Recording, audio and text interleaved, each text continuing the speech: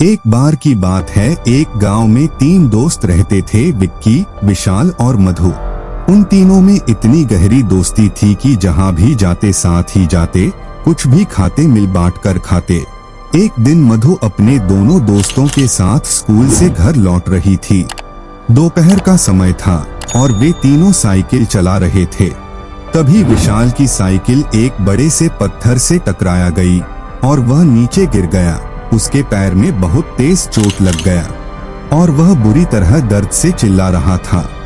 मदद के लिए उस सुनसान रास्ते में कोई मिल भी नहीं रहा था।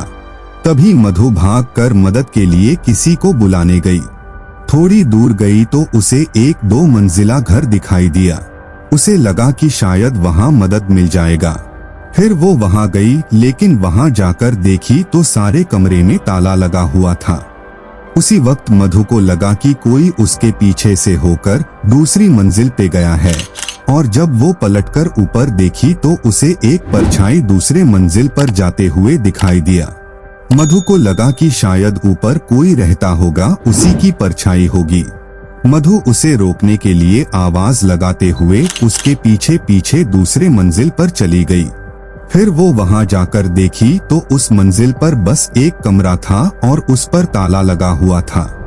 मधु को कुछ समझ नहीं आ रहा था तो वह परछाई को मन का वहम मानकर वापस जाने लगी। तभी उसे एक डरावनी आवाज सुनाई दिया और जब उसने पीछे मुड़कर उस कमरे की ओर देखा तो उस पर जो ताला लगा था वह टूटकर नीचे गिरा हुआ था। मधु एकदम से डर गई और सोचने लगी कि ये कैसे हो सकता है, लेकिन उसे अपने दोस्त की मदद करनी थी, इसलिए हिम्मत जुटाकर धीरे धीरे उस कमरे में गई। वहां जाकर देखी कि एक बहुत लंबा चौड़ा और डरावना आदमी अपने बिस्तर में सोया हुआ था। मधु ने उससे पूछा, भैया क्या आप मेरी मदद करेंगे? वहां रास्ते में मेरा दोस्त साइकिल से गिर गया है, उसके पैर में बहुत तेज चोट आई है, दर्द के मारे चिल्ला रहा है। अगर आप मेरी मदद करेंगे तो बहुत मेहरबानी होगी। लेकिन वह आदमी मधु की बात का कोई जवाब नहीं दिया। फिर मधु को उस आदमी पर गुस्सा गई। मधु चिल्लाकर उससे बोली, आपको सुनाई नहीं दे रहा है क्या? मैं आपसे कब से मदद मांग रही हूँ, कुछ बोलते क्यों नहीं?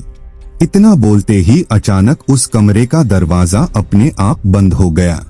मधु ने ये सब देखकर घबरा गई और दौड़कर दरवाजे की ओर गई और उसे खोलने की कोशिश करने लगी। उसके बहुत कोशिश करने के बाद भी वह दरवाजा नहीं खुला। तभी उस आदमी की जोर जोर से हंसने की आवाज आने लगी। मधु उसके हंसी से इतनी डर गई थी कि उसका पूरा शरीर कांपने लगा और उसकी आवाज भी नहीं निकल रही थी ताकि चिल्लाकर किसी से मदद मांग सके। फिर उसके बाद मधु को एक हल्की सी हवा का एहसास हुआ और जब वह पलटकर देखी तो इसका दिल दहल गया। वह आदमी जो कुछ देर पहले बिस्तर में सोया हुआ था और अब अचानक उसके सामने आकर खड़ा हो गया और जोर जोर से हंसने लगा।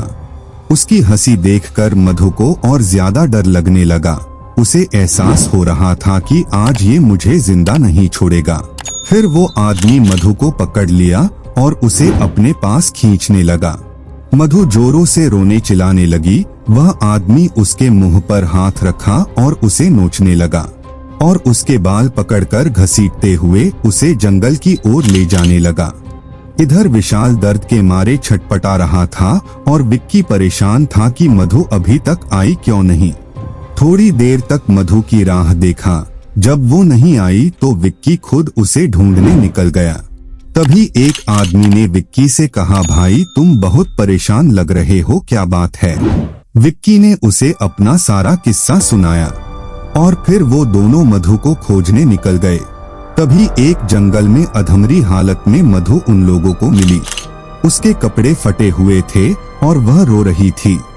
विक्की ने उसे देखते ही गले लगा लिया और पूछने लगा कि ये सब कैसे हो गया। फिर मधु अपने साथ हुए सारा किस्सा बताया। उसके साथ हुए इस हादसे को सुनकर दोनों के रोंगटे खड़े हो गए। तभी उस आदमी ने बताया कि कुछ साल पहले बगल के गांव में एक लड़का रहता था। वह थोड़ा पागल सा था और हमेशा आते जाते लड़कियों को छेड़ते रहता था।